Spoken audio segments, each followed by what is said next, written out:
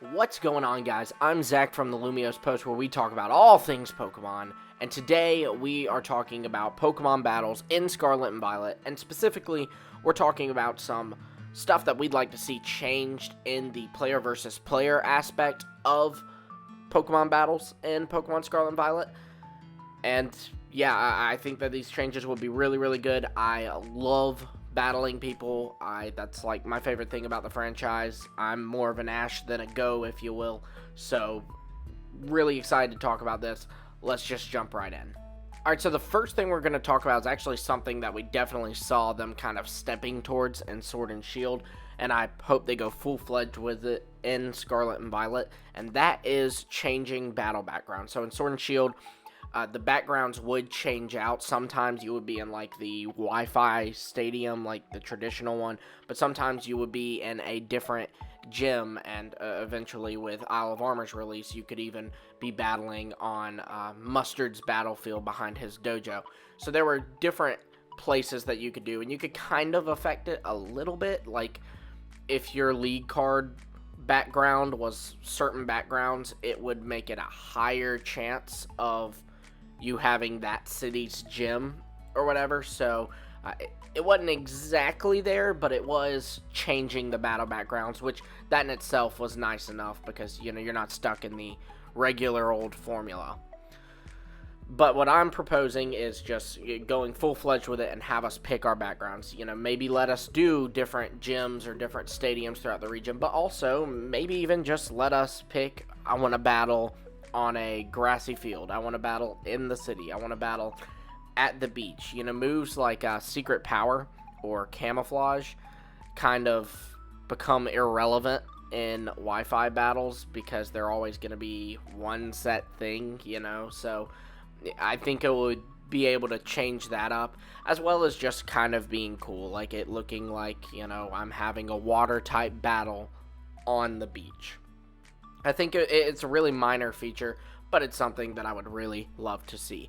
And on that note, the next thing kind of ties very closely into that, and that is being able to insert terrain or weather effects into it. So something you see in the anime, especially in Ash's League battles, is they'll like randomize the terrain. They're like, oh, you're going to be battling on a rocky battlefield, and it affects the battle because Ash will do things like have his Pokemon use moves kind of to shoot around the rocks or whatever, or, you know, he does adapt the battlefield to his strategy. And while we can't do it to the extent that he does, it would be cool to kind of be able to do a little bit of that in planning your team or planning what kind of strategies you do.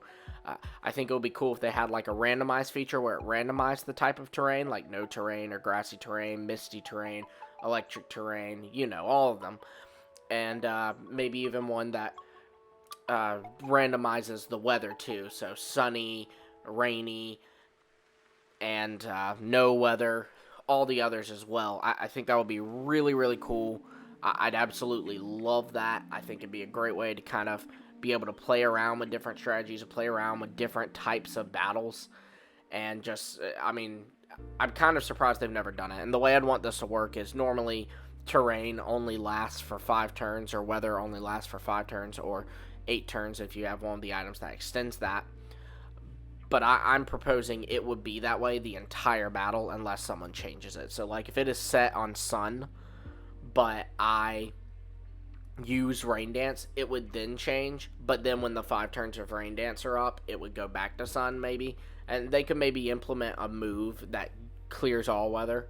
Of course, you know, you do have some abilities that kind of do a similar thing, like Rayquaza's ability does that, and then also Cloud9 negates weather effects. So, I don't know, there's more to play around with it. I'm sure that you all can expand on this idea, but I think it would be a great idea. And while I do think randomizing it will be cool, it'd also be cool if you could just outright pick it. Now, next is for Sky Battles. Now, Sky Battles were a really strange thing. They were really cool back in, you know, X and Y, and were they in Norse? I don't know. Let me know in the comments below. Were they in Norse?